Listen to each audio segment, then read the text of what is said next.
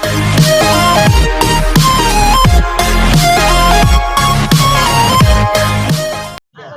भी इस मिशन के पदाधिकारी हैं, हमारे ये लो मिथिलेश प्रेरक साथी हैं, मैं सभी का हार्दिक स्वागत, अभिनंदन और वंदन करता हूं।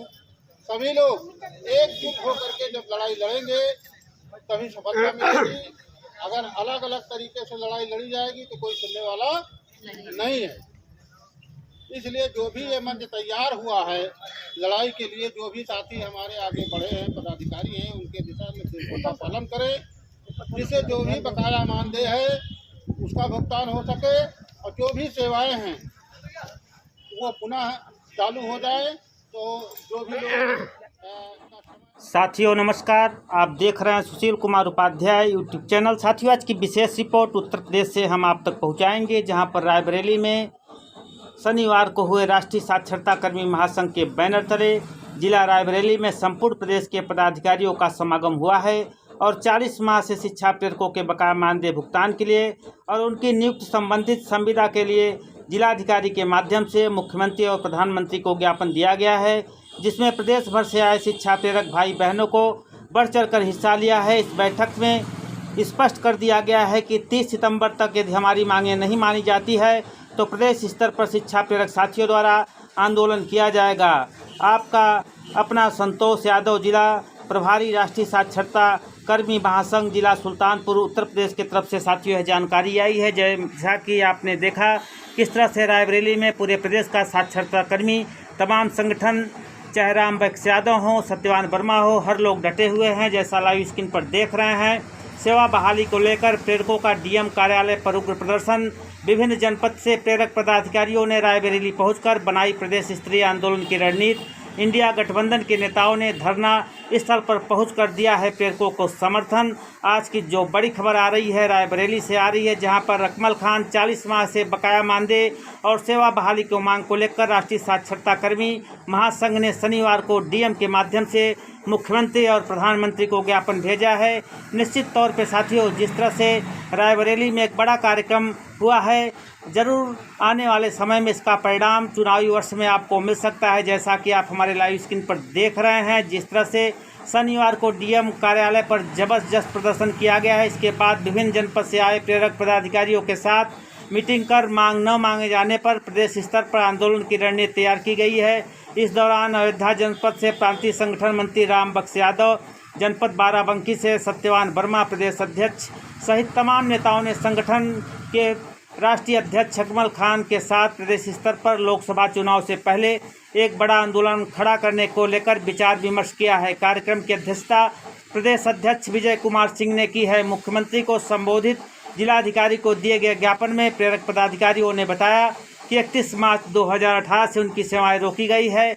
अब नई योजना में प्रेरक की सेवा को अवसर नहीं मिला है। साथ ही 40 महीने का मानदेय भी बकाया है, जिसको लेकर प्रेरक लगातार आंदोलन कर रहे हैं, लेकिन सरकार उनकी सुध नहीं ले रही है। प्रेरकों ने जल्द ही मांगे न मांगे जाने पर प्रदेश स्तर पर आंदोलन का अल्टीमेटम दिया है। विकास भवन में आयोजित धरना प्रदर्शन में तमाम इंडिया के कार्यकर्ता भी पहुंचे थे, जहां पर शिक्षा प्रेरकों का समर्थन किया गया है। उन्होंने कहा है कि आने वाले समय में कांग्रेस अपने घोषणा पत्र में भी शिक्षा प्रेरकों के मुद्दा को रख सकती है। तो निश्चित तौर पे साथियों, आने वाला समय निश्चित तौर पे शिक्षा प्रेरकों का होगा। जैसा लाइव स्क्रीन पे हमारे देख रहे हैं, विकास भवन में आयोजित धरना प्रदर्शन में नगर पालिका अध्यक्ष शत्रुघ्न सोनकर, कांग्रेस नेता अतुल सिंह, पूर्व जिला अध्यक्ष पीके शुक्ला, कांग्रेस के अल्पसंख्यक प्रकोष्ठ के अध्यक्ष मोहम्मद उमर EN पाठक भी पहुंचे थे। उन्होंने प्रेरकों की मांग को जायज बताते हुए उनकी लड़ाई में समर्थन की बात कही है। उन्होंने कहा कि 2024 के चुनाव में कांग्रेस पार्टी की सरकार बनती है तो प्राथमिकता के आधार पर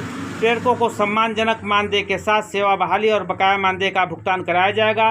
इससे पहले कांग्रेस नेताओं ने प्रेरकों की मांग को कांग्रेस के चुनावी घोषणा पत्र में भी शामिल करने की भी बात कही है। कार्यक्रम में मुख्य रूप से संगठन के जिलाध्यक्ष पारसनाथ मिश्रा, महामंत्री पवन यादव, कोषाध्यक्ष दिलीप कुमार सोनकर, उपाध्यक्ष प्रदीप कुमार सहित तमाम सैकड़ों में साक्षरता कर्मी पहुंचे हैं। तो निश्चित तौर पे साथियों, जिस तरह से आज एक बार पुनः उत्तर प्रदेश के रायबरेली से बड़ी खबर आ रही है, जहां पर इस कार्यक्रम में पहुंचे प्रदेश भर के नेताओं ने सरकार को अल्टीमेटम देते हुए 30 सितंबर का समय दिया गया है और प्रेरकों की मांग को जायज़ मानते हुए उन्होंने सरकार से अपील की है कि आने वाले 30 सितंबर के पहले यह सरकार हमारे बकाया मानदेय हमारी संविदा बहाल नहीं करती है तो प्रदेश का 1 लाख जो साक्षरता कर्मी है सरकार के विरुद्ध जाएगा। इसका खामियाजा सरकार को भुगतना पड़ेगा। तो विषम परिस्थिति में जिस तरह से पूरे देश के विभिन्न प्रांतों में साक्षरता कर्मी संघर्ष कर रहे हैं, आज उसी कड़ी में आज की बड़ी खबर, जैसा कि भी हमारे लाइव स्क्रीन पर देखा कि किस तरह से साक्षरता कर्मी पूरे प्रदेश से रायबरेली पहुंचकर आज प्रदर्शन किए हैं और सरकार को अल्टीमेटम दिया है कि हमारी मांगों को सरकार नहीं मानती है तो आने वाला समय सरकार के लिए हितकर नहीं होगा। अब देखने का विषय है जिस तरह से पूरे प्रदेश में एक बार पुनः आंदोलन का बिगुल फूंक चुका है। जिस तरह से आज प्रदेश अध्यक्ष विजय कुमार सिंह की अध्यक्षता में और राष्ट्रीय अध्यक्ष अकमल खान की अध्यक्षता में यह कार्यक्रम रायबरेली में रखा गया था।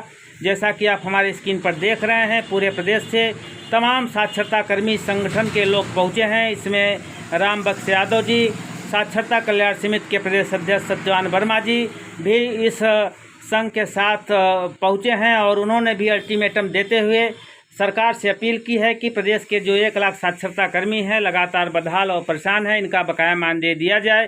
केवल जब भी हम संघर्ष करते हैं सरकार की तरफ से केवल एक पत्र जारी कर लीपापोती की बात की जा रही है। इन दोषी अधिकारियों पर कार्रवाई सरकार आखिरकार क्यों नहीं करती है कि लगातार 8 से 10 महीने बीत जाने के बाद, कई पत्र जारी होने के बाद आज तक साक्षरता कर्मियों का बकाया मानदेय क्यों नहीं दिया गया। केवल सरकार सत्यापन पर सत्यापन ही करा रही है।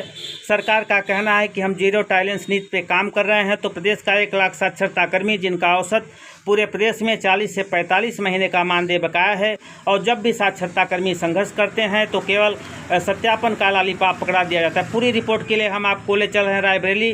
देखिए पूरी रिपोर्ट किस तरह से वहाँ पे साक्षरता कर्मी संघर्ष कर रहे हैं और कमेंट करें। सुशील कुमार उपाध्याय यूट्यूब चैनल से देखिए पूरी रिपोर्ट रायबरेली से किस तरह साक्षरता कर्मी अपनी मांगों को लेकर प्रदर्शन कर रहे हैं। हमारे लोगों का साक्षात्कार हुआ, इंटरव्यू हुआ, मेरिट बनी, उसके बाद ब्लॉक स्तर से पास हुआ, जिला स्तर पर बेसिक शिक्षा अधिकारी के हस्ताक्षरों से हम लोगों की नियुक्ति हुई थी, लेकिन हम लोग उसको भूल गए और घर में बैठ गए।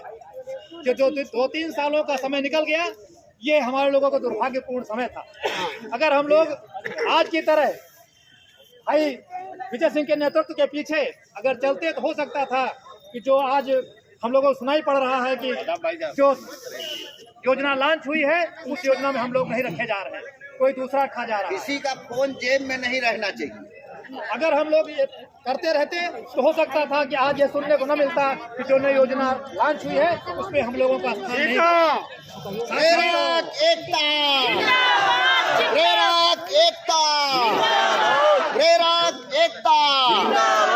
अभी तो ये अंगड़ाई है, अभी तो ये अंगड़ाई है,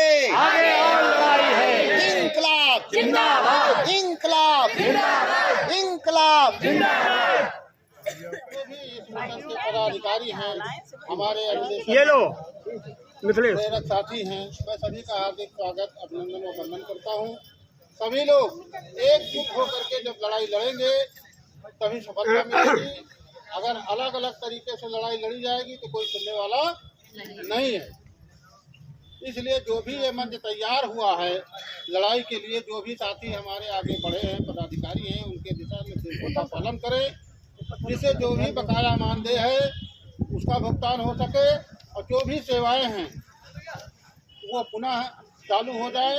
तो जो भी लोग का समय जिंदाबाद जिंदाबाद, साक्षरता कर्मी जिंदाबाद जिंदाबाद जिंदाबाद, साक्षरता कर्मी जिंदाबाद जिंदाबाद जिंदाबाद। जो रोजी छीना है वो सरकार, उसका नहीं, जो रोजी छीना है वो सरकार, जो रोजी छीना है वो सरकार। प्रेरक एकता जिंदाबाद जिंदाबाद जिंदाबाद, साक्षरता कर्मी जिंदाबाद जिंदाबाद जिंदाबाद, इनकलाब जिंदाबाद जिंदाबाद, आवाज दो, आवाज दो।